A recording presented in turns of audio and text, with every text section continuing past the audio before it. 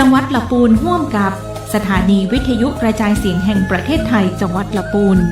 กรมประชาสัมพันธ์เสนอรายการผู้ว่าราชการจังหวัดละปูนพบประชาชนปะป้อเมืองอู้เรื่องละปูน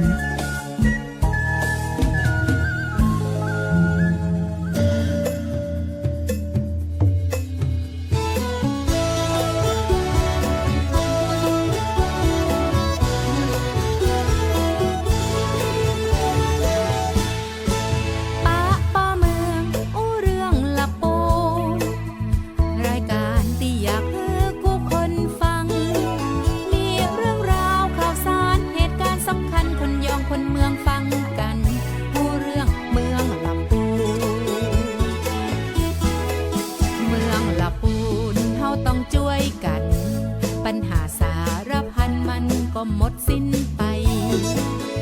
พี่น้องผู้คนห่วมใจแป่งเมืองละปูนฮือยิ่งใหญ่ตลอดกาลมีทุกคนหารือส่งเสียงผู้ว่าจะอยู่เคียงจะช่วยแก้ปัญหากำกึดดีๆหากท่านมีช่วยบอกมาผ่านรายการนี้นา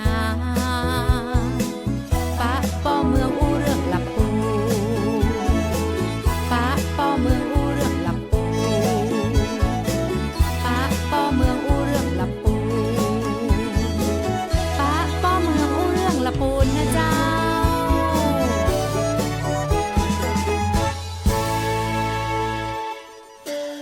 ป้าป้อเมืองอู้เรื่องละปูนนะเจ้าสวัสดีท่านผู้ฟังท่านผู้ชมทุกท่านเจ้า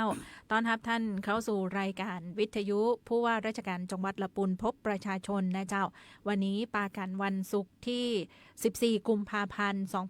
2568วันแห่งความรักนะเจ้าวันนี้ในช่วงของรายการนะเจ้าท่านผู้ว่าราชการจังหวัดละปูนท่าน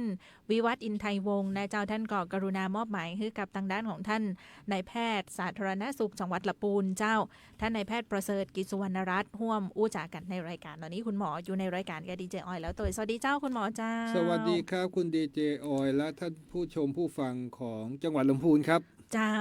คุณหมอมาพร้อมกับวันแห่งความรักเพราะว่ามีความรักและความปรารถนาดีมาส่งถึงกันนะเจ้าเจ้าก็วันนี้ท่านผู้ว่าราชการจังหวัดท่านติดภารกิจเนาะเจ้าคุณหมอเจ้าท่านก็เลยมอบหมายให้หมอมาพบปะกับพี่น้องชาวลำพูนและชาวสปท.นะครับเจ้าวันนี้เรื่องแรกก่อนเลยต้องขอชื่นชมลำพูนเราไม่ลำพังรวมพลังคนลำพูนซึ่งเราได้แชมป์ในการโหวตเลือกนายกอบจ.ของประเทศเลยนะครับอยากจะให้พลังอันนี้เนี่ยคงเอาไว้แล้วเดี๋ยวเรามาคุยกันว่าทำไมเราต้องใช้พลังนี้เนี่ยกับสิ่งที่เราต้องคุยกันต่อนะครับดีเจออยครับวันนี้ขอฮื้อยาพลาดติดตามรายการเลยนะเจ้าเพราะว่าด้วยความรักและห่วงใยเป็นอย่างยิ่งเลยคุณหมอถึงมาร่วมรายการกับเราต้องเรียนคุณผู้ฟังว่าคุณหมอนี่เปิ้ลเป็นพี่หมอของท่านผู้ว่าเลยนะเจ้า ไปที่ไหนก็ขาดบ่ได้เลยกับพี่หมออันประเสริฐเนาะเจ้าเนาะก็ด้วยความห่วงใยเจ้าท่านผู้ว่าก็เลยอยากจะให้คุณหมอได้มาร่วมอู้จ่าประชาสัมพันธ์ทรงความปรารถนาดีในเรื่องของการดูแลสุขภาพในช่วงที่สถานการณ์ฝุ่น PM 2.5 น่าจะเริ่มที่จะมีแนวโน้มค่าของฝุ่นเนี่ยเกินค่ามาตรฐานขึ้นในระยะนี้นะเจ้าคุณหมอเจ้าครับคืออันแรกเลยครับดีเจออยแล้วก็พี่น้องชาวลำพูนนะครับต้องชื่นชมทางท่านผู้นำของจังหวัดลำพูนเรานะครับว่าตั้งแต่ประมาณต้นเดือนมกราคมเนี่ยผมเชื่อว่าถ้าเราติดตามข่าวนะจังหวัดลำพูนเราประกาศชัดเจนว่าห้ามเผาในที่โล่งแจ้งก่อนหน้านี้ละเพราะว่าเรามีข้อพึงกังวลเรามีข้อกังวลเนี่ยค่อนข้างสูงแล้วท่านผู้ว่าเองท่านเป็นผู้บัญชาการแล้วก็บัญชาเรื่องนี้มาชัดเจนนะครับถามว่ามันมีเหตุผลอะไรเพราะว่าตอนนั้นประเมินความเสี่ยงละว่าพอเข้าฤดูกาลหน้าหนาวเข้าหน้าแล้งเนี่ยทุกปีเลยภาคเหนือเราเนี่ยเราจะเจอปัญหาเรื่องฝุ่นหมอกควันนะซึ่งมันก็จากการที่คาดการเนี่ยช่วงต้นเดือนมกราคมที่ผ่านมาก็ไม่ผิดจากที่คาดเนาะก็พบว่าช่วงที่เราหนาวจัดเนี่ยช่วงที่อากาศเย็นๆมากๆของภาคเหนือเนี่ยลำพูนเราเนี่ยมีค่าของระดับของฝุ่นละอองขนาดเล็กที่เราเรียกว่า PM 2.5 เนี่ยนะครับสูงมากนะครับสูงยาวต่อเนื่องไปประมาณ10วันได้นะครับซึ่งอันนี้เนี่ยก็สอดรับกับ คำสั่งหรือว่านโยบายของท่านผู้ว่าที่ประกาศให้ห้ามการเผาในที่โล่งอย่างต่อเนื่องมาโดยตลอดตั้งแต่ช่วงต้นปีนะครับถามว่าสำคัญยังไงนะครับก็จากการศึกษาของทางการแพทย์เราขององค์การอนามัยโลกเนี่ยก็ยืนยันนะครับว่าถ้าระดับฝุ่นเนี่ยคือขนาดของ PM 2.5 เนี่ยมีมากเกินกว่า22มิลลิกรัมนะฮะ22ไมโครกรัมนะฮะ22ไมโครกรัมต่อลูกบาศก์เมตรใน24ชั่วโมงเนี่ยเทียบเท่ากับเราสูบบุหรี่ไป1 มวนโอ้แสดงว่าช่วง10วันที่ผ่านมา10กว่าวันที่ผ่านมาของเดือนมกราคมเนี่ยคนทางเหนือเราหรือคนทางจังหวัดลำพูนเราเนี่ยเราสูบบุหรี่เหมือนเราสูบบุหรี่เองไปเรียบร้อยแล้วนะฮะตอนนั้นมันขึ้นไปเนี่ยค่อนข้างจะสูงเนาะ4-50อะไรต่างๆก็เฉลี่ยแล้วถ้าหมอคำนวณคร่าวๆก็ในรอบเดือนมกราคมนี่เราคงจะทุกคนถือว่าสูบบุหรี่ไปคนละซอง20 มวนนะอันนี้เนี่ยมันก็เป็นเรื่องที่เขาเรียกอะไรไม่ค่อยดีว่าทำไมเรามีระดับของฝุ่นละอองขนาดเล็กสูงนะครับซึ่งพอหลังจากช่วงห่วงกลางเดือนที่ผ่านมาเนี่ยก็ดูเหมือนว่าสถานการณ์เนี่ยก็จะดีขึ้นนะก็ตอนนี้เนี่ยถ้านับถึงวันนี้เนี่ยก็ดูเหมือนจะดีขึ้นเพราะว่าค่าความกดอากาศการระบายลมเราดีขึ้นด้วยนะฮะแล้วก็ที่สำคัญก็คือว่าเมื่อติดตามดูฮอตสปอตหรือว่าจุดเผาไหม้ในเขตพื้นที่ของจังหวัดลำพูนเนี่ยก็พบว่าเบาบางมากในช่วงตั้งแต่กลางเดือนมกราคมเป็นต้นมานะครับจนถึงวันนี้วันที่14กุมภาเนี่ยก็ดูเหมือนว่าการติดตามตัวการเผาไหม้เนี่ยการเผาในที่โล่งเนี่ยดูเหมือนลำพูนเราเนี่ยก็ลดลงนะแต่ตอนนี้ถ้าดูในภูมิภาคเหนือเนี่ยไม่ว่าจะเป็นจังหวัดที่ติดต่อกับเราหรือประเทศที่ติดต่อกับเราเนี่ยดูเหมือนว่าตอนนี้สถานการณ์ฮอตสปอตหรือว่าจุดเผาไหม้เนี่ยมันทยอยสูงขึ้นนะครับก็เป็นแนวโน้มว่าตั้งแต่ปลายเดือนกุมภาพันธ์เนี่ยเราน่าจะเสี่ยงต่อการที่จะเผชิญกับเหตุการณ์ก็คือเราในอากาศเราจะมีฝุ่นละอองขนาดเล็กสูงขึ้นเรื่อยๆนะครับเจ้าอันก็ถือว่าตรงนี้ถือเป็นสิ่งที่เราจะต้องทำความเข้าใจกันนะเจ้าว่าแล้วเราจะต้องเตรียมการในการดูแลรักษาสุขภาพร่างกายของตัวเราเองหรือคนในครอบครัวจะได้โดยเฉพาะบางครอบครัวเนี่ยก็มีคนเฒ่าคนแก่มีละอ่อนมีคนที่อาจจะบอกให้แข็งแรงอยู่ในบ้านจะต้องมีการเตรียมการในการดูแลตัวเขาจะได้นะจ๊ะซึ่งวันนี้เดี๋ยวคุณหมอจะมาให้คำแนะนำแต่ก่อนไปถึงเรื่องนั้นคุณหมอเจ้าบางท่านก็ยังสงสัยอยู่เจ้าว่าฝุ่น PM 2.5 ที่ว่ามันน้อยเนี่ยถ้าเทียบขนาดดูแล้วมันน้อยสักบอกใดแล้วโอ้โหมันเล็กมาก เล็กมากจนถ้าเทียบเนี่ยเราต้องบอกว่าเอาเส้นผมเราเนี่ยเราดึงออกมา1 เส้นเจ้าแล้วเราเอานิ้วเราขยายเส้นผมเหมือนเราขยายโทรศัพท์มือถือได้เนี่ยนะซึ่งเราขยายไม่ได้ใช่ไหมเส้นผมมันเล็กมากอยู่แล้วนะครับเพราะฉะนั้นแค่ตัดปลายเส้นผมเนี่ยเราก็สามารถสูดเข้าไปทางเดินหายใจได้แล้วซึ่งฝุ่นละอองเนี่ยเราเอาเลขพันไปหารได้เลยพันหารกับเล็กกว่าเส้นผมเราเนี่ยเป็นพันเท่าเป็นหมื่นเท่าเพราะฉะนั้นเราต้องจินตนามันเหนือจินตนาการแล้วครับว่ามันเล็กขนาดไหนนะฮะในการที่จะสัมผัสต่อฝุ่นละอองขนาดเล็กนี้ได้ซึ่งอันเนี้ยไหนมีโอกาสอยากจะอธิบายหรือทำความเข้าใจกับท่านผู้ชมผู้ฟังนะครับว่าสาเหตุของการที่มีฝุ่นละอองขนาดเล็กเนี่ยที่เราเรียกว่า PM 2.5 เนี่ยเป็นข้อมูลที่ชัดเจนว่ามันเกิดจากการเผาไหม้ที่ไม่สมบูรณ์นะฮะเกิดการเผาไหม้ที่ไม่สมบูรณ์นะครับซึ่งมีแหล่งในการเผาไหม้ตอนนี้มี2แหล่งใหญ่ๆอันที่1ก็คือจากเครื่องยนต์นะครับการเครื่องยนต์ของรถราทั้งหลายซึ่งน้ำหนักเนี่ยจะเป็นเครื่องยนต์ดีเซลมากกว่าทางแก๊สโซลีนหรือเบนซินนะครับเพราะฉะนั้นพื้นที่ใดซึ่งมีการจราจรที่หนาแน่นเนี่ยแน่นอนเลยเครื่องยนต์กับจากการจราจรจากเครื่องจักรจะเป็นสาเหตุใหญ่นะครับสาเหตุที่2นี่เกิดจากการเผาไหม้วัสดุทั่วไปโดยเฉพาะอย่างยิ่งวัสดุที่เป็นวัสดุธรรมชาติที่มาจากพวกพืชพวกอะไรต่างๆพวกนี้อันนี้จะเป็น ก้อนใหญ่เลย เพราะฉะนั้นถ้าเราดูว่าพื้นที่ของเราในภูมิภาคภาคเหนือเนี่ยใครสาเหตุใดเป็นแหล่งกำเนิดของมลพิษเนี่ยอันนี้ฟันธงได้เลยนะครับ เกิดจากการเผาไหม้ของวัสดุธรรมชาติมากกว่า ไม่ว่าจะเป็นเผาขยะ แล้วก็ที่สำคัญที่สุดส่วนใหญ่ของบ้านเรานะประเทศไทยแล้วก็ภาคเหนือเนี่ยน่าจะเป็นการเผาป่าเผาหญ้า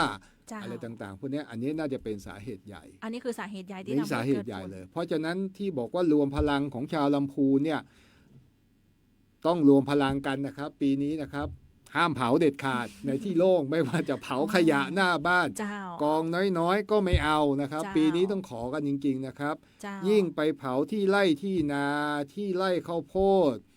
ไร่อ้อยถ้าจะมีนะครับหรือแม้กระทั่งไปเผาป่าเพื่อจะไปเก็บหาของป่าเนี่ยปีนี้ต้องขอจริงๆเลยนะครับว่าไม่เอา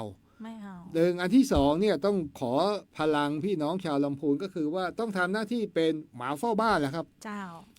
นะคือต้องช่วยกันสอดส่องนะครับว่าช่วยตักเตือนเพื่อนบ้านช่วยกันดูแล้วถ้าหากว่าเราพบเห็นเนี่ยต้องรีบแจ้งเจ้าหน้าที่ไม่ว่าจะเป็นเจ้าหน้าที่ท้องถิ่นหรือเจ้าหน้าที่อำเภอนะครับเพราะว่าเมื่อเกิดเหตุการณ์เผาไหม้เนี่ยอย่าไปคิดว่ามันนิดเดียวเดี๋ยวมันจะลามได้เพราะฉะนั้นตอนนี้ภายใต้นโยบายของท่านผู้ว่าการจังหวัดซึ่งเข้มงวดมากเนี่ยอยากจะขอความร่วมมือจากพี่น้องประชาชนนะครับหนึ่งเราไม่เผาสองเราต้องไม่สนับสนุนแล้วก็ไม่เพิกเฉยต่อการคนอื่นที่ไปทำด้วยต้องไปบอกไปเตือนหรือก็ต้องแจ้งเจ้าหน้าที่เข้าไประงับเหตุด้วยนะครับอันนี้ต้องร้องขอรวมพลังของพี่น้องชาวลำพูนนะครับเพราะฉะนั้นสิ่งที่คุณหมอบอกก็คือว่าสาเหตุของการเกิดฝุ่นขนาดน้อยฝุ่นจิ๋วฝุ่นพิษอันนิ้วๆที่คุณหมอบอกเนี่ยมันมาจากการเผาไหม้ที่ผสมบูรณ์หลักๆคือมาจากการเผาไหม้เครื่องยนต์ดีเซลเจ้าในสถานที่ที่แออัดยัดเยียดอย่างกรุงเทพเนี่ยใช่เลยอันนี้ใช่เลยมันก็จะแต่ถ้าอย่างทางบ้านเฮาเนี่ยหมอฟันธงเลยว่ามันมาจากการเผาเศษวัสดุเจ้าใบไม้ใบหญ้ากิ่งไม้นี่คือเผาขี้โคขี้เงื่อบ้านเฮานี่แหละอันนี้คือสาเหตุหลักเลยซึ่งอาจจะเผาทั้งในพื้นที่ลำพูนอาจจะเผาในพื้นที่เชียงใหม่ลำปางอะไรอาจจะใกล้เคียงเพราะนั้นต้องขอความร่วมมือจริงๆนะครับว่าปีนี้เราไม่เผาสองเราต้องเฝ้าดูด้วยใครเผาเราต้องไปบอกไปเตือนให้เขาดับถ้าบอกไม่ได้ไปบอกเจ้าหน้าที่อันนี้มีระบบชัดเจนนะครับคุณหมอเจ้าแหมน้อยเดียวแล้วในส่วนของภาคอุตสาหกรรมนะเจ้าเพราะว่ามันก็มีข้อคอรหากันในสื่อสังคมออนไลน์หลายๆครั้งที่เวลาหันมาตรการที่เข้มงวดในเรื่องของการเผาในที่โล่งเนี่ยก็มักจะมีการเคลือบแคลงใจไปถึงภาคของการเกษตรภาคของอุตสาหกรรมอันนี้มันมีส่วนก็เจ้ามีอุตสาหกรรมก็มีส่วนนะครับเพียงแต่ว่าตอนนี้จากข้อมูลที่เรามีเนี่ยอุตสาหกรรมหลักๆของในนิคมอุตสาหกรรมของเราเนี่ยมีการใช้ลักษณะการเผาหรือเชื้อเพลิงเนี่ยน้อยมากเพราะฉะนั้นเนี่ยโดยทฤษฎีมีแต่ว่าในทางปฏิบัติเท่าที่ตรวจสอบข้อมูลแล้วพบว่าไม่รุนแรงไม่น้อยมากเลยเรียกว่ามีน้อยมากคือเปอร์เซ็นต์ของการที่ทำให้ปัญหาจากอุตสาหกรรมในพื้นที่ลำพูนเราน้อยมากครับอันนี้พูดได้เลยนะครับจากการดูข้อมูลนะครับเนาะอันนี้คือเอาเพื่อหันภาพนะเจ้าว่ามันน้อยขนาดไหนแล้วมันเกิดจากที่ไหนนะเจ้าแล้วแฮมคำถามเดียวเจ้าก่อนที่จะไปเข้าเรื่องครับ คือฝุ่น PM2.5 ที่ว่ามันน้อยๆเนี่ยเจ้าถ้ามันเข้าไปในร่างกายเฮาแล้วเจ้ามันจะส่งผลกับร่างกายเฮาจะใดแล้วมันออกก็ได้ก็ตามมันเหมือนแบบว่ามันขับถ่ายออกไปมันสามารถออกจากร่างกายเฮาได้ก่อนี่เป็นคำถามที่ดีมาก อยากให้ดีเจออยถามแบบนี้เลยนะครับต้องเรียนพี่น้องชาวลำพูนเราอย่างนี้นะครับว่าหมออยากให้พวกเราจินตนาการว่าฝุ่นละอองขนาดเล็ก PM10 เนี่ยมันก็เหมือนเชื้อโรคโควิดนะครับมันก็เหมือนกับเชื้อโรคทั้งหลายเนี่ยพอเวลามันเข้ามันลอยอยู่ในอากาศใช่ไหมฮะเพราะฉะนั้นการสัมผัสร่างกายของมนุษย์เนี่ยก็เป็นไปได้2ทางอันที่1แตะตามผิวหนังตามเยื่อบุสัมผัสเนี่ยโดนตรงๆเลยเราเดินไปอยู่ในอากาศซึ่งมันมีฝุ่นละอองขนาดเล็กเนี่ยยังไงฝุ่นก็ต้องแปะหน้าแปะตาเราติดหน้าติดตานะครับอันที่2เราต้องหายใจเอาอากาศเข้าไปเพราะฉะนั้นฝุ่นก็จะเข้าทางเดินหายใจเราเพราะฉะนั้นเนี่ยเราเวลาที่มีค่าคุณภาพอากาศที่แย่มากๆเนี่ยเรามักจะเจออาการที่เราเจอบ่อยๆอันที่1ดีเจออยต้องบ่นแสบหูแสบตาอย่างที่ไม่เคยเป็นมาก่อน นอนหลับตื่นขึ้นมาทำไมเรามีขี้ตา อันนี้แหละครับเนี่ยเป็นประเด็นที่สำคัญแสบหูแสบตานะ แสบตามี หายใจ ขี้ต นานๆแสบจมูก อืม แสบคอ เหมือนว่ามันหูดังมันแห้งๆ ใช่ อ๋อ มันจะแห้งในทางเดินหายใจนะครับ เจ้า อันที่สามตื่นนอนตอนเช้า เราจะต้อง กระแอม เราจะต้องรู้สึกมีเสมหะ อันนี้แหละครับเป็นอาการแสดงหรืออาการของคนที่อยู่ในบรรยากาศหรือสิ่งแวดล้อมที่มีฝุ่นละอองขนาดเล็กเนี่ยเราเจอแบบนี้บ่อยๆ เพราะว่าเขาจิ๋วมากเขาเล็กมาก ก็มันน้อยขนาดอย่างที่หมอบอกไป ใช่ เนี่ยคุณผู้ฟังมัน เขา น้ย เขาล่องลอยอยู่ในอากาศเนี่ย เจ้า แล้วส่วนประกอบข้างในเนี่ยเป็นไปได้ทุกอย่างเลย อาจจะ เจ้า เป็นทั้งโลหะหนักเป็นสารอินทรีย์เป็นอะไรต่างๆ เพราะฉะนั้นเวลาเขาเข้าไปปุ๊บเนี่ยเบอร์ใหญ่ ๆ ที่เรากังวลตอนนี้คือเขาลงทางเดินหายใจ เจ้า พอลงทางเดินหายใจเขาลงไปเนี่ยไม่ใช่ท่อลมตรงนี้นะครับเขาลงไปถึงหลอดลมขนาดจิ๋วเลย ในปอดเราเลย ลงไปที่ถุงลมเลย แล้วสามารถซึมผ่านหลอดเลือดฝอยเราเนี่ยเข้าสู่กระแสเลือดได้โดยตรง เพราะอนุภาคของ PM 2.5 เนี่ยมันจิ๋วมาก เขาสามารถผ่านเยื่อบุทุกสิ่งอย่าง เข้าไปได้เลย เข้าไปที่กระแสเลือดได้เลย เพราะฉะนั้นเราจะเจอทางการแพทย์เนี่ยเราเจอข้อเท็จจริงทางวิชาการก็คือเหมือนกับการสูบบุหรี่อะครับ มันเข้า คน ไปเลย สูบบุหรี่เนี่ยหนึ่งพอสูบเข้าไปปุ๊บนี่ใจสั่นได้ ใจเต้นรัวได้ เพราะฉะนั้นผลกระทบของฝุ่นละอองขนาดเล็กเบอร์หนึ่งเลยที่เข้าทางเดินหายใจ เจ้า ก็จะเกิดอาการระคายเคืองหรือภูมิแพ้ เพราะฉะนั้นในเมื่อเขาเป็นสิ่งแปลกปลอม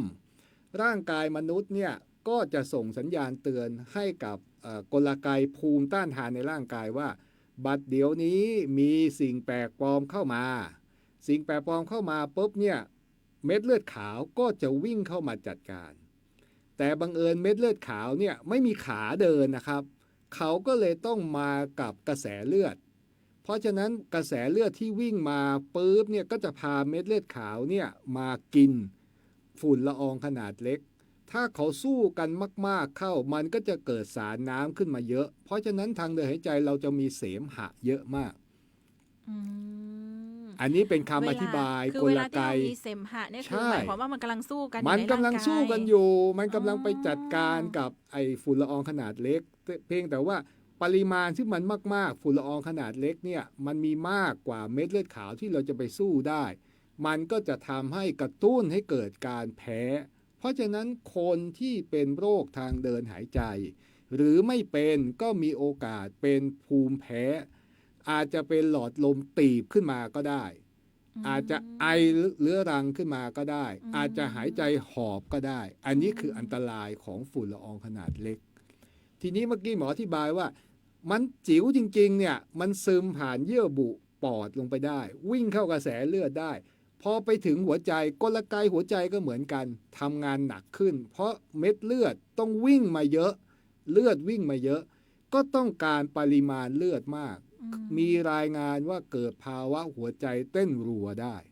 เต้นเร็วผิดปกติได้ เต้นรัวได้ หมายถึงใจสั้นเนี่ยนะ ใจสั่นเลยครับ อ๋อ อาจจะมีภาวะรุนแรงในกรณีที่มีโรคประจำตัว หรือหลอดเลือดไม่แข็งแรง ก็เป็นปัญหากล้ามเนื้อหัวใจขาดเลือดได้เหมือนกัน โอ้ เพราะฉะนั้นอันตรายของฝุ่นละอองขนาดเล็กเนี่ยเอาแค่2เรื่องหรอก2ระบบก่อนเนาะระบบทางเดินหายใจชัดเจนคือ เราจะมีอาการเสมหะแน่ อืม เมื่อมีอาการเสมหะมากผิดปกติร่างกายก็จะไอ เมื่อไอบางทีก็กระตุ้นให้มีการหอบได้ ยิ่งคนที่มีโรคประจำตัวไม่ว่าจะเป็นหอบหืดถุงลมโป่งพองปอดอักเสบพวกนี้จะยิ่งแย่เข้าไปใหญ่ อืม คนที่เป็นโรคหัวใจเต้นไม่เป็นจังหวะอยู่แล้ว เต้นพริ้วอยู่แล้ว เพี้ยนอยู่แล้วหัวใจขาดเลือดอยู่แล้ว ก็อาจจะใจสั่นมากขึ้น แล้วก็ไปกระตุ้นให้เกิดภาวะขาดเลือด กล้ามเนื้อหัวใจขาดเลือดแล้วก็เสียชีวิตได้ จากรายงานทั่วโลกยืนยันครับว่า ค่าคุณภาพอากาศที่ไม่ดี ไม่ว่าจะเป็นฝุ่นละอองขนาดเล็กหรืออะไรต่างๆพวกนี้มันจะทำให้กลุ่มผู้ป่วยเหล่านี้มีอาการแบบนี้ได้ อืม ทีนี้คนปกติที่ไม่มีโรคประจำตัว ก็ เราก็เหมือนกับเราสูบบุหรี่เพราะฉะนั้นเราก็มีโอกาสยังไม่ป่วยตอนนี้ให้เห็นในอนาคต5ปี10ปี20ปีก็มีโอกาสเสี่ยงที่เราจะมีอาการภาวะภูมิแพ้หอบหืดหรือเป็นโรคหัวใจได้อันนี้ก็เป็นความสำคัญของมัน สุดท้ายเลยมันก็มีโอกาสเสี่ยงต่อการโอกาสเสี่ยงต่อการเป็นมะเร็งแล้วเจ้าคุณหมอมันก็มีโอกาส เป็นไปได้เพราะว่าอันนี้พอเป็นสารสิ่งแปลกปลอมร่างกายอ่านว่าเป็นสิ่งแปลกปลอมร่างกายก็จะสร้างเม็ดเลือดขาวหรือกระบวนการภูมิคุ้มกันเข้ามาต่อสู้การต่อสู้ระหว่างซึ่งกันและกันเนี่ยมันก็อาจจะทำให้เซลล์ในร่างกายเราผลิตมากแล้วก็เพี้ยนได้ก็อาจจะเกิดเป็นมะเร็งได้แต่เพียงแต่ว่าอันนี้ยังไม่มีตัวเลขทางวิชาการมายืนยันนะครับแต่มีโอกาสเป็นไปได้ทางหลักการเพราะฉะนั้นเราก็บ่ควรอยู่ในภาวะสถานการณ์ที่มีฝุ่นเกินค่ามาตรฐานเพราะฉะนั้นจริงๆทุกคนต้องช่วยกันที่จะไม่ทำลายสิ่งแวดล้อมเพื่อที่จะทำให้สิ่งแวดล้อมเราอากาศเราสะอาดและบริสุทธิ์มากที่สุดเจ้าเนี่ยเพื่อสุขภาพครับเห็นก่อนเจ้าด้วยความรักและความห่วงใยแท้ๆเลยเนี่ยรักแท้แค่ไม่เผาเลยนะเจ้าวันแห่งความรักแน่นอนเลยครับเจ้าเนี่ยเห็นก่อนคุณหมอมาเล่าให้ฟังอันนี้คือนายแพทย์สาธารณสุขจังหวัดลำพูนนะเจ้านายแพทย์ประเสริฐกิจสุวรรณรัตน์นะเจ้ากูรูผู้รู้จริงนะเจ้าวันมาเล่าให้ฟังแบบนี้คุณผู้ฟังกันน่าจะหันภาพถึงอันตรายจากฝุ่นPM 2.5ที่มันจะเกิดขึ้นนะเจ้าแล้วตอนนี้ทางจังหวัดลำพูนเฮามีการซักซ้อมแนวทางหรือว่าเตรียมการในการดูแลพี่น้องประชาชนไว้จะได้พ้นอันนี้ต้องเรียนพี่น้องชาวลำพูนนะครับว่าในสถานการณ์ห่วงถัดไปจากเนี้ยเราคงจะมีความเสี่ยงที่จะเจอกับค่าคุณภาพอากาศที่แย่มากๆที่แย่ลงนะครับเป็นความเสี่ยงที่เรามีโอกาสเจอเพราะฉะนั้นสิ่งสำคัญที่สุดเนี่ยก็คืออันที่หนึ่งต้องทำความเข้าใจกับพี่น้องชาวลำพูนพี่น้องประชาชนก่อนว่าท่านจะต้องช่วยกันเราจะต้องช่วยกันนะครับในการติดตามสถานการณ์ของระดับของค่าคุณภาพอากาศคืออันแรกนี้เราบอกแล้วว่าเราช่วยกันคือเราไม่เผาเนาะเราต้องแจ้งเตือนเป็นหมาเฝ้าบ้านช่วยกันดูนะครับเฝ้าระวังบ้านเรานะครับอันที่หนึ่งถัดมาเนี่ยคือเราต้องเฝ้าระวังคือทุกท่านต้องคอยติดตามค่าคุณภาพอากาศ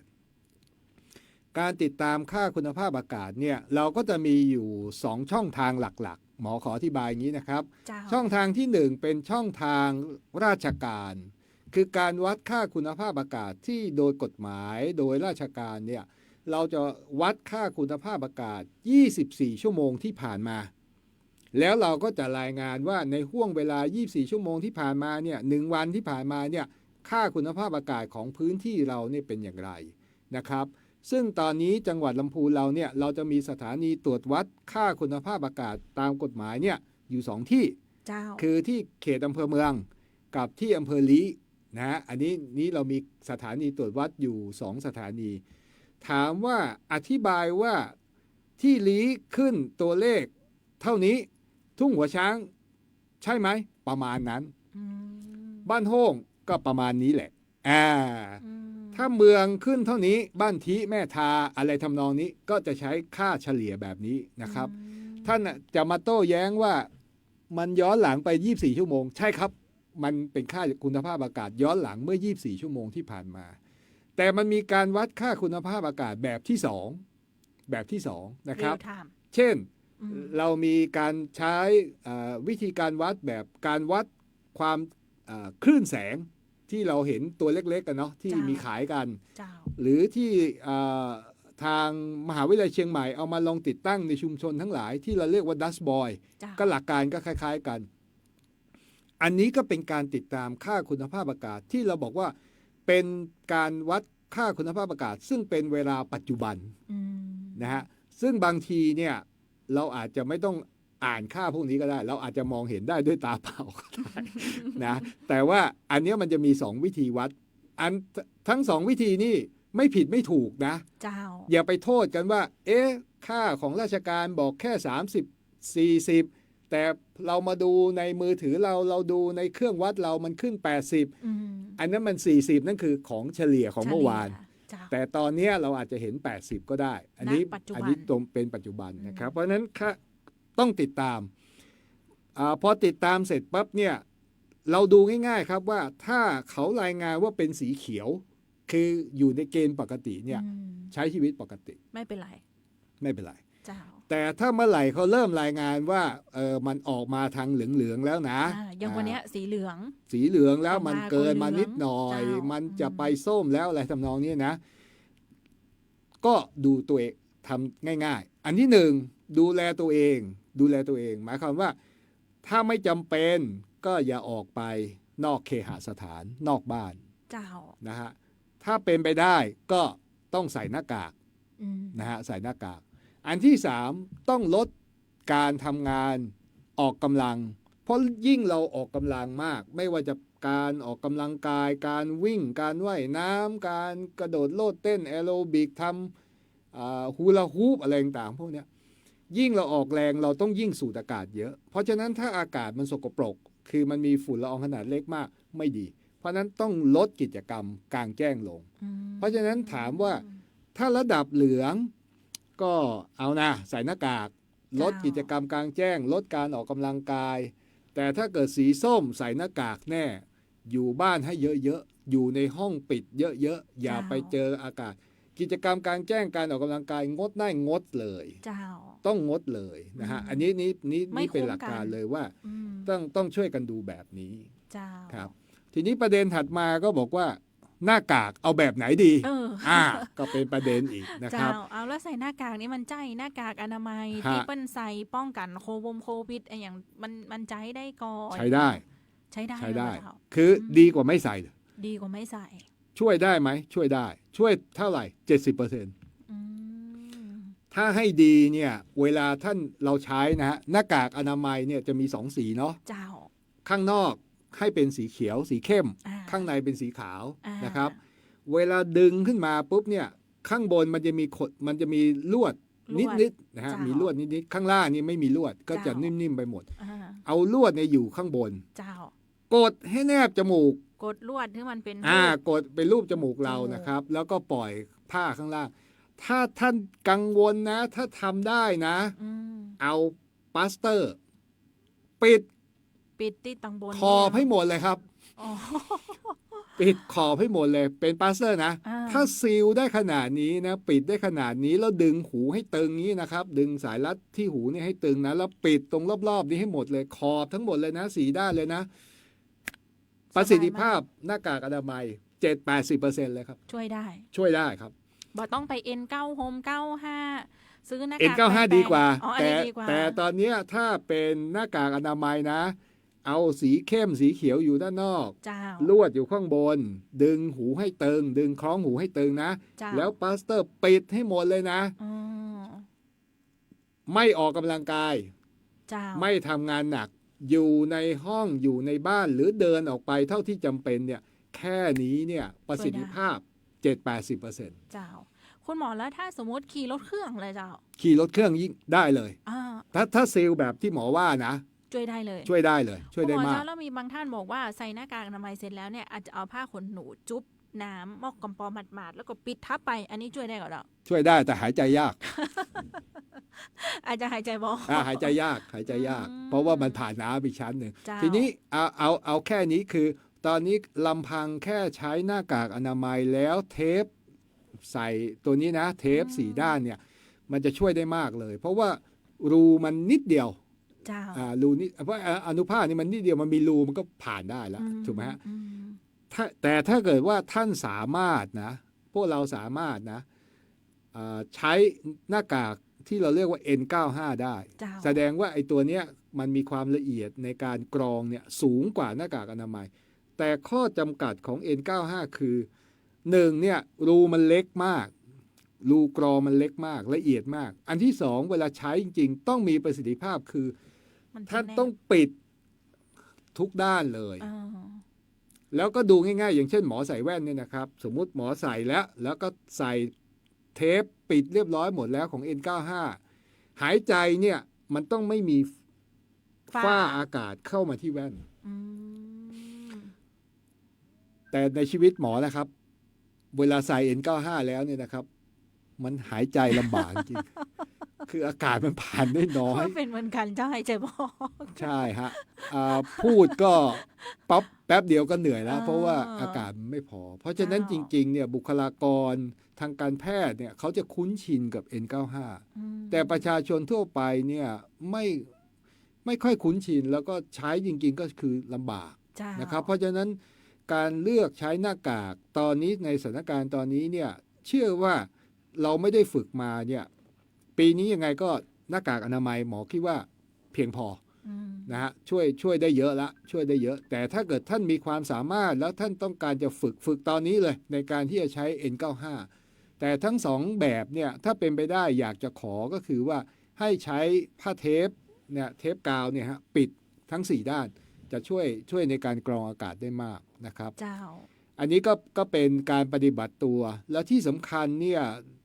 คุณออยครับคือ เจ้า ต้องบอกพี่น้องชาวลำพูนเราว่าในสถานการณ์ที่อากาศนอกบ้านนอกห้องเราเนี่ยมันปนเปื้อนหรือสกปรกด้วยฝุ่นละอองขนาดจิ๋วเนี่ยเราก็ควรจะอยู่ในห้องที่จำกัด ห้องทั้งหลายเวลาเราอยู่ในบ้านอยู่ในห้องเนี่ยผมเชื่อว่าถ้าเป็นไปได้เนาะก็อยากจะให้ปิดประตูปิดหน้าต่าง แล้วก็ไปซีลข้างนอกด้วย คือเทปต้องไปปิดเทปที่ล่องประตูล่องหน้าต่างด้วย ข้างในก็ระบายอากาศด้วย ถ้ามีตังก็ใช้เครื่องปรับอากาศนะครับยิ่งเครื่องปรับอากาศ Air Condition เนี่ยที่คุณภาพดีรุ่นใหม่ๆเขาก็จะมีไส้กรองที่ละเอียดแล้วนะครับแต่ถ้าไม่มีก็อย่างน้อยก็เป็นพัดลมเนาะอันนี้ก็ถือว่าโอเคบางคนเนี่ยเห็นน้องนักเรียนหรือว่านักศึกษาก็หลายคนก็ไปทำเครื่องกรองอากาศแบบ DIY นะคือทำด้วยตนเอง เจ้า ก็ง่ายๆเลยก็คือเอาไส้กรองอากาศมาตัวหนึ่งแล้วก็พัดลมตัวเล็กๆมาตัวหนึ่งดูดอากาศข้างนอกดันออกไป ผ่านไส้กรองแล้วก็มันก็สามารถกรองเอาอากาศเนี่ยเป็นอากาศที่บริสุทธิ์หรือว่าลดได้ อันนี้ก็ว่าถือว่าช่วยได้มาก เพราะฉะนั้นถ้าหากว่าทำได้เนี่ยก็คงจะต้องทำเครื่องฟอกอากาศด้วย แล้วก็พยายามใช้ชีวิตอยู่ในห้องนั้นหรือว่าอยู่ในบ้านของเรานะฮะไม่ไปสัมผัสกับอากาศภายนอก อันนี้ก็จะทำให้เราค่อนข้างจะปลอดภัยแล้วนะอันนี้ก็เป็นแนวทางโดยหลักการของการแพทย์และการสาธารณสุขที่เราจะแนะนำในสถานการณ์ที่เราจะเจอกับหมอกควันที่มีค่าคุณภาพอากาศที่ไม่ดีนะฮะเพราะฉะนั้นตอนนี้เนี่ยถ้าดูแล้วโดยท่านผู้ว่าวิวัฒน์เนี่ยตอนนี้ท่านน่ารักมากตรงที่ท่านพยายามแสวงหาความร่วมมือแล้วก็ไประดมมานะครับก็คือหนึ่งเรื่องหน้ากากอนามัย เจ้า ซึ่งตอนนี้เนี่ยต้องเรียนดีเจออยกับพี่น้องชาวลำพูนว่าพี่น้องชาวลำพูนเราทั้งหมด 400,000 คนเนี่ยก็มีประชากรคนที่เป็นโรคประจำตัวเนาะไม่ว่าจะเป็นโรคหัวใจโรคปอดทางเดินหายใจเนี่ยแล้วก็กลุ่มเด็กเล็กกลุ่มคนท้องอะไรต่างๆซึ่งถือว่าเป็นกลุ่มที่เสี่ยงสูงเนี่ยทั้งหมดประมาณ100,000 คน ตอนนี้โดยท่านผู้ว่าเนี่ยท่านก็ได้ไประดมหน้ากากมาให้เราเนี่ย 2-3 แสนชิ้นแล้วนะครับเพราะนั้นตอนนี้ท่านนายอำเภอทั้งหมดทุกอำเภอเนี่ยก็ได้รับมอบหน้ากากจากท่านผู้ว่าไปแล้วแล้วก็ประสานกับทางเจ้าหน้าที่สาธารณสุขในพื้นที่เอาไปนำส่งให้กับทาง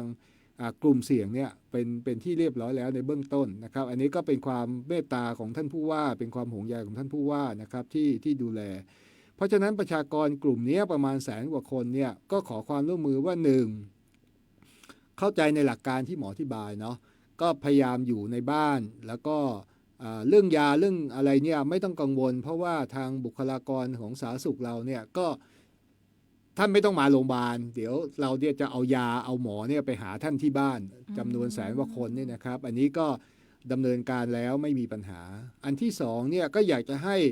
ทางชุมชนนะครับช่วยกันนะครับไปดูแลคนกลุ่มนี้นิดนึงเดิมเพิ่งยิ่งคนที่มีโรคประจำตัวแล้ว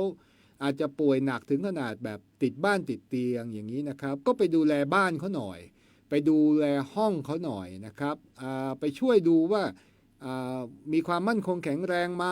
อากาศถ่ายเทได้ดีไหมแล้วก็ต้องปิดรูปิดช่องยังไงตอนนี้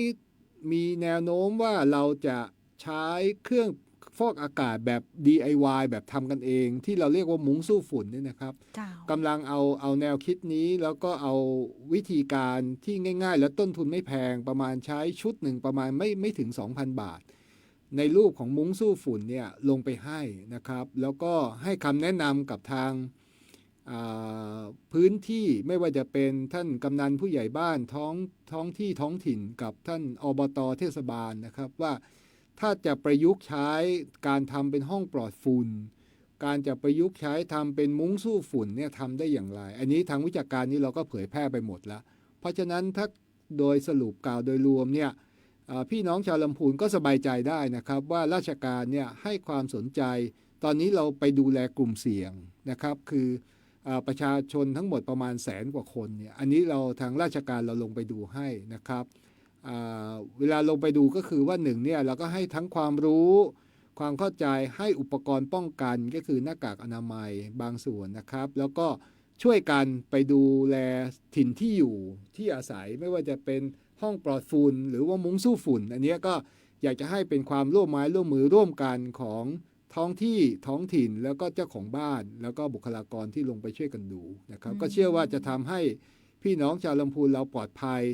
จากสถานการณ์ที่เรามีความเสี่ยงว่าเราอาจจะพบกับภาวะมลพิษทางอากาศจากฝุ่นละอองขนาดเล็กในห้วง2 เดือนข้างหน้านี้ผ่านพ้นไปได้ด้วยดีครับเจ้ามาคือคำแนะนำกันไว้เลยนะเจ้าคุณผู้ฟังแล้วต้องเรียนว่าขณะนี้เนี่ยเราอยู่ในเกณฑ์ที่อยู่ในระดับปานกลางยังมาถึงสีส้มเตื้อแต่อยู่ในสีเหลืองแต่คุณหมอบอกว่ามันมาละเดี๋ยวมันจะใกล้เป็นสีส้มสีแดงละเมื่อใดที่เราฮู้ว่าคุณภาพอากาศมันอยู่ในระดับสีส้มหรืออยู่ในระดับสีแดงเนี่ยต้องปฏิบัติตามคำแนะนำที่คุณหมอฮือไว้เลยเจ้าเนาะคุณหมอมีอย่างอยากจะฝากถึงเรื่องของไฟป่าหมอกควันและฝุ่น PM 2.5 แหมก็เจ้าเพราะว่าดีจอยก็ได้ยินข่าวมาว่าตังภาคของการสาธารณสุขเนี่ยโอ้มันมีเรื่องดีๆหลายเรื่องเลยช่วงนี้นะเจ้าก็ อยากจะนำเรียนพี่น้องชาวลำพูนพวกเราอย่างนี้อีกครั้งนะครับว่าสำคัญที่สุดเลยก็คือว่าเราต้องเข้าใจว่าฝุ่นละอองขนาดเล็กฝุ่นจิ๋วหรือว่า PM 2.5 เนี่ยมันเกิดจากอะไรซึ่งเราสรุปกันแล้วนะครับว่าภูมิภาคทางเหนือของเราเนี่ยน่าจะสาเหตุใหญ่เนี่ยเกิดจากปัจจัยเรื่องการเผาไหม้ที่ไม่สมบูรณ์จากวัสดุธรรมชาติจากอะไรต่างๆเพราะฉะนั้นขอความร่วมมือคือตัวเราทุกคนต้องไม่เผาวัสดุในที่โล่งแจ้งในขณะเดียวกันเราต้องทำหน้าที่เป็นหมาเฝ้าบ้านนะขออภัยที่ใช้คำนี้นะครับ เป็นคนที่ช่วยกันเฝ้าระวังนะครับว่าอย่าให้เพื่อนบ้านอย่าให้คนอื่นเนี่ยมาเผาในรัศมีในขอบเขตในพื้นที่เราที่เรามองเห็นช่วยกันดูถ้าเราพบเหตุเรารีบระงับหรือถ้าทำไม่ได้ก็แจ้งเจ้าหน้าที่อันนี้คือต้องสำคัญที่สุดนะครับว่าต้องไม่เป็นแบบนี้ส่วนจังหวัดอื่นๆข้างเคียงเนี่ยเขาก็ทุกที่ก็จะเรียกร้องรณรงค์แบบนี้นะครับเหมือนกันอันที่สองคือเราต้องเฝ้าระวังติดตามข้อมูลของค่าคุณภาพอากาศ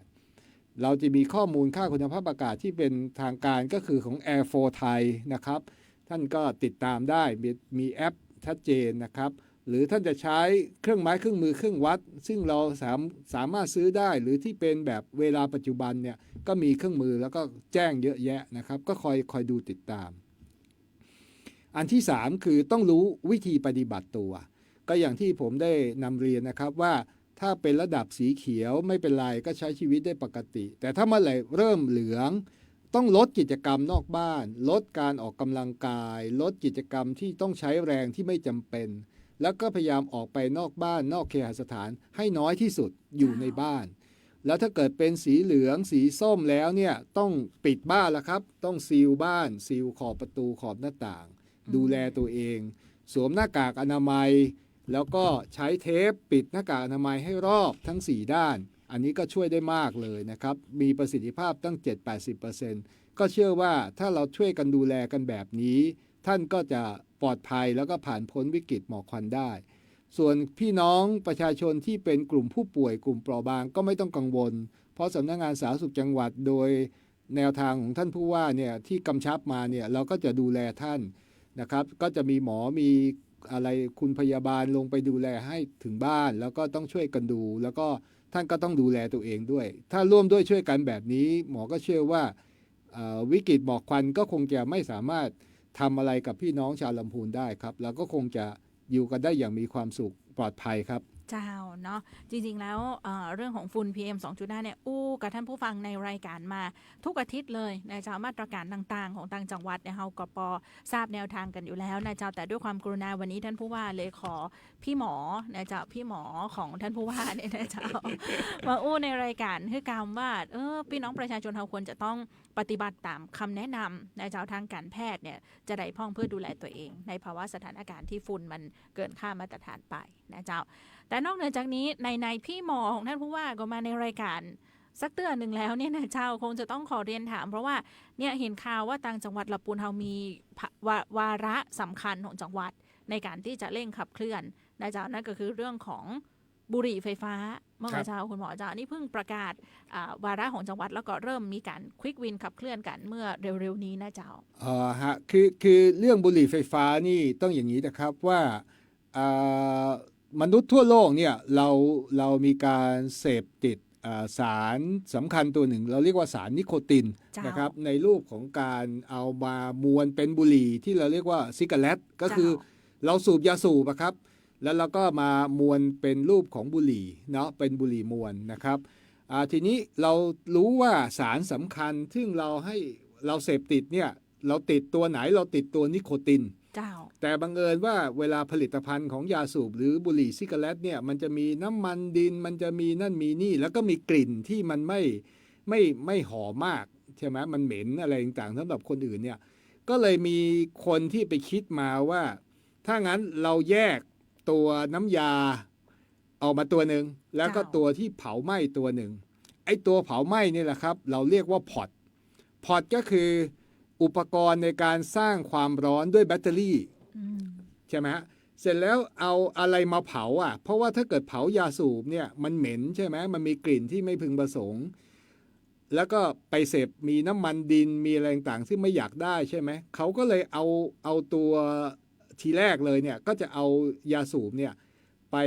วิเคราะห์ไปสกัดเอาสารสำคัญคือนิโคตินออกมาแต่บังเอิญมันมีกลิ่นติดเขาก็เลยงั้นเติมเคมีบางตัวเพื่อให้กลิ่นเนี่ยมันไม่เหม็นแล้วมันหอม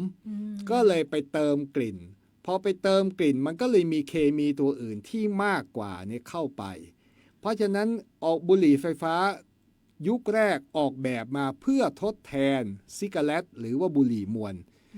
แต่มันวิจัยมาแล้วว่าไม่จริงไม่ดีเพราะว่าปริมาณนิโคตินที่สกัดออกมาได้เวลาสูบเข้าไปเนี่ยมันมากเกินไปแล้วมันมีผลกระทบต่อสมองต่อร่างกายมนุษย์เนี่ยรุนแรงเกินไปเพราะฉะนั้นที่บอกว่าบุหรี่ไฟฟ้ามีเพื่อทดแทนบุหรี่มวนแสดงว่าไม่จริงแล้ว เพราะว่ามันอันตรายกว่านะครับ2มันทำให้เลิกบุหรี่ไหมไม่เลิกครับมันก็ติดเหมือนเดิมอันนี้คือเป็นปัจจัยที่สำคัญเพราะฉะนั้นนักสูบบุหรี่ซึ่งมีอยู่แค่ 17% ในประเทศไทยลำพูนเราเคยสำรวจอยู่ที่ประมาณ 15% นั่นนะครับสูงเหมือนกันนะต้องทำความเข้าใจว่าท่านไปสู่พอร์ตเนี่ยเพื่อที่จะเลิกบุหรี่ไม่จริงครับอันนี้ไม่จริงนะครับอันที่2ความสำคัญมันตอนนี้ก็คือว่าไอสารสกัดเนี่ยตอนนี้มันไม่ได้มีเฉพาะนิโคตินมันมีกลิ่นมันมีการเติมสารความหอมความหวานรสชาติการเสพติดและที่สำคัญคือโลหะหนักเข้าไปด้วยเวลาเผาเนี่ยมันก่อให้เกิดละอองฝอยละอองขนาดเล็กเนี่ยเล็กขนาด 2.5 หรือบางทีบางอนุภาคเล็กกว่านั้นอีกเพราะฉะนั้นตอนนี้เนี่ยบุหรี่ไฟฟ้าเนี่ยเลวร้ายยิ่งกว่าบุหรี่ซิกาเรตทั่วไปอันนี้คือข้อเท็จจริงนะครับอันที่3มีการเติมสารเสพติดบางตัวเช่นแอมเฟตามีนเคตามีนยาเคเข้าไปในน้ำยาด้วยตอนนี้ไม่มีใครสามารถการันตีว่าที่ท่านสั่งมาเป็นสารนิโคตินเพียวๆบริสุทธิ์เพราะฉะนั้นตอนนี้บุหรี่ไฟฟ้าจึงกลายเป็นของที่เลวร้ายมากอันที่4ที่เลวร้ายที่สุดคือผู้ประกอบการไปโฆษณาขาย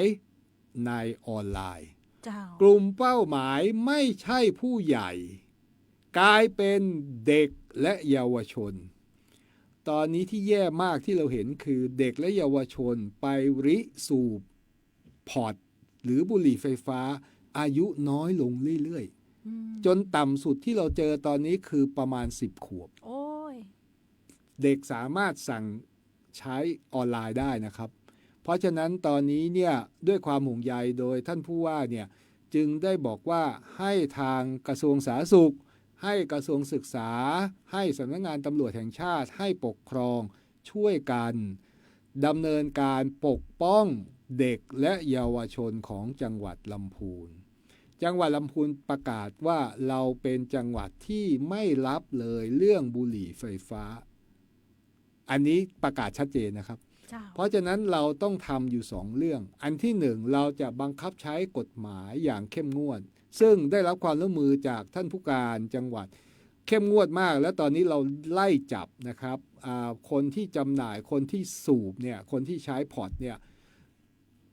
อย่างเข้มข้นซึ่งอย่างสัปดาห์ที่ผ่านมาก็มีผลงานการจับกุมที่ชัดเจนนะครับอันที่2เนี่ยต้องทำในเรื่องของการสร้างกระแสสังคมให้เข้าใจแล้วก็ตื่นตัวเรื่องนี้ซึ่งได้รับความร่วมมือจากสถาบันการศึกษาทุกระดับของจังหวัดลำพูนนะครับตอนนี้กระทรวงศึกษาทุกกรมนะครับก็ร่วมมือกับทางจังหวัดในการที่จะประกาศนโยบายให้โรงเรียนสถานศึกษานี้ปลอดบุหรี่ไฟฟ้าคำว่าปลอดบุหรี่ไฟฟ้านี่หมายความว่า 1. ต้องไม่มีไม่อนุญาตและที่สำคัญคือต้องให้ความรู้กับนักเรียนและผู้ปกครองอย่างเข้มข้นในเรื่องของอันตรายของบุหรี่ไฟฟ้าซึ่งถ้านับถึงวันนี้เนี่ย233 โรงของจังหวัดลำพูนเราเนี่ยได้ประกาศตัวนโยบายเนี่ยเรียบร้อยแล้วนะครับเพราะฉะนั้นอีก3 เดือนเราจะมาติดตามดูว่านักเรียนบางส่วนที่อาจจะนั่นต้องปรับเปลี่ยนพฤติกรรมต้องเลิกนะครับในการที่จะไปใช้พอร์ตไฟฟ้าในการสูบบุหรี่อะไรต่างๆแล้วก็พยายามหาวิธีการในการสกัดกั้นการซื้อขายออนไลน์แล้วก็ที่สำคัญคือผู้ปกครองต้องเข้าใจแล้วต้องช่วยเราดูแลลูกหลานถ้าเราทำแบบนี้ได้อนาคตจะทำให้เยาวชนของเราคนรุ่นใหม่ของเราเนี่ยไม่หลงไปกับในเรื่องของบุหรี่ไฟฟ้าครับเจ้าอันนี้คือเป็นสิ่งที่ละปูนเฮาด้วยความห่วงใยกันนะเจ้าแล้วก็พยายามที่จะอย่างที่ท่านผู้ว่ากับคุณหมอบอกต้องดูแลเด็กและเยาวชนก็คือเข้าใกล้กับบุหรี่แล้วก็บุหรี่ไฟฟ้านะเจ้าซึ่งจริงๆแล้วมันก็จะเป็นจุดเริ่มต้นที่ทำให้เปิ้ลเนี่ยเข้าไปหาสิ่งบดีอื่นๆต่อไปแหมนะเจ้าอันนี้เป็นเรื่องหนึ่งที่กำลังขับเคลื่อนกันนะเจ้าแล้วก็คงจะต้องขอความร่วมมือทุกท่านได้ช่วยกันในเรื่องนี้ตัวนะเจ้าส่วนแหมเรื่องหนึ่งอาหารปลอดภัยรอบรั้วโรงเรียนเห็นว่าทำพร้อมกันเลยดูแลเด็กๆเหมือนกันนะเจ้าคุณหมอเจ้าคือตอนนี้เนี่ยจะพบว่าในโรงเรียนของเราเนี่ยนะครับทั้งโรงอาหารแล้วก็ร้านค้าสวัสดิการร้านค้าสหกรณ์ต่างๆเนี่ยก็ดีมากแล้วนะครับมีการเอาขนมนมเนยเอาอาหารมาจำหน่ายเนี่ยก็ปลอดภัยกับลูกหลานนะครับแต่บริเวณรอบโรงเรียนเนี่ยอันนี้ก็ยังมีบางส่วนของผู้ประกอบการซึ่งอาจจะขาดความรู้ความเข้าใจนะครับในการที่จะเอาอาหารและผลิตภัณฑ์เนี่ยเอามาจำหน่ายให้ลูกหลานเรานะครับเพราะฉะนั้นเราก็เลยด้วยความห่วงใยอนาคตของเยาวชนเนี่ยนะครับเราไปตรวจเจออะไรบ้างครับเช่นอาหารหรือขนมของว่างของเด็กซึ่งดูแล้วไม่ปลอดภัยไม่ได้มาตรฐานเช่นไส้กรอกสีแดงแจ๊ดอย่างเงี้ยนะครับใช้น้ำมันทอดซ้ำซึ่งดำจนแบบไม่น่าใช้แล้วอย่างเงี้ยนะฮะหรือว่าขนมนมเนยซึ่งเอานำเข้าจากต่างประเทศซึ่งเราไม่รู้เลยว่าแหล่งผลิตอยู่ไหนบางทีก็เอาขนมมาแบ่งขายแบ่งซองจนเราไม่รู้วันหมดอายุอันเนี้ยก็มาจำหน่ายให้ลูกให้หลานเพราะฉะนั้นตอนนี้ที่เราอยากทำคือต้องดูแลเด็กๆลูกหลานเราแบบนี้นะครับเพราะนั้นสิ่งที่ทางท่านผู้ว่าห่วงใยแล้วก็มอบหมายให้เราดำเนินการเนี่ยนะครับก็คือว่า1ทำความเข้าใจกับทางโรงเรียนว่าโรงเรียนต้องช่วยกันดูต้องสอนน้องคุยกับน้องเยาวชนน้องเด็กๆนะครับให้เด็กเข้าใจว่าเขาควรจะบริโภคหรือไม่บริโภคอะไรขณะเดียวกันท้องถิ่นก็ต้องช่วยกันในการออกข้อบัญญัติท้องถิ่นในการดูแล ว่าอาหารที่เอามาจำหน่ายต้องชอบด้วยกฎหมายต้องสะอาดต้องปลอดภัยต้องสามารถแสดงที่มาที่ไปได้เจ้าหน้าที่สาธารณสุขก็จะลงไปช่วยดูเรื่องความสะอาดเรื่องความปลอดภัยความชอบด้วยกฎหมายซึ่งอันนี้เป็นการสร้างสิ่งแวดล้อมที่มันเอื้อต่อสุขภาพลูกหลานเรานะครับเพราะฉะนั้นลูกหลานเราเนี่ยน่าจะมีความรอบรู้มีความเข้าใจผู้ประกอบการก็จะรอบรู้เข้าใจผู้ปกครองเข้าใจก็คือเด็กก็จะได้บริโภคขนมที่ปลอดภัยมีคุณค่าทางโภชนาการด้วยแล้วก็รู้ว่าวิธีการที่จะต้องดูแลอ่านฉลากอ่านยังไงแล้วก็ต้องกินเท่าไหร่ออกกำลังกายเท่าไหร่อันนี้ก็จะไปพร้อมๆกันก็จะทำให้เด็กลูกหลานเราเนี่ยมีสุขภาพที่สมบูรณ์แข็งแรงต่อไปในอนาคตครับเจ้าอันนี้คือ2เรื่องที่กำลังช่วยกันขับเคลื่อนอยู่ซึ่งคุณผู้ฟังก็จะได้ยินได้ฟังกันบ่อยขึ้นนะเจ้าในเรื่องของบุหรี่ไฟฟ้าแล้วก็เรื่องของอาหารปลอดภัยรอบรั้วโรงเรียนนะเจ้าเนาะวันนี้พี่หมอมาแล้วเนี่ยเสียดายจริงๆเลยเวลามีน้อยไปน้อยจะเสี่ยงเห็นแล้วนะเจ้าคงจะได้ขอเรียนเชิญพี่หมอของท่านผู้ว่านะเจ้ามาร่วมรายการเพื่อนำเสนอข้อมูลในด้านอื่นๆที่เป็นประโยชน์กับพี่น้องชาวละปูนเขาต่อไปเชื่อว่าคุณผู้ฟังวันนี้ฟังวิทยุเปิดดังๆตั้งใจฟังคุณหมอเลยนะเจ้าแล้วก็คงจะมีโอกาสได้มาอู้กันในรายการอื่นๆต่อไปตัวนะเจ้าวันนี้ต้องขอบพระคุณนะเจ้าคุณหมอนายแพทย์สาธารณสุขจังหวัดลำพูนเจ้าท่านนายแพทย์ประเสริฐกิจสุวรรณรัตน์ขอบพระคุณท่านนักๆเลยนะเจ้าขอบคุณครับสวัสดีครับเจ้าวันนี้ดีเจออยนำรายการลาไปพร้อมคุณหมอเลยละกันนะเจ้าขอให้มีความสุขเนื่องในวันแห่งความรักตัวนะเจ้าคุณหมอเจ้าเจ้าขอบคุณทุกท่านสวัสดีเจ้าสวัสดีนะครับ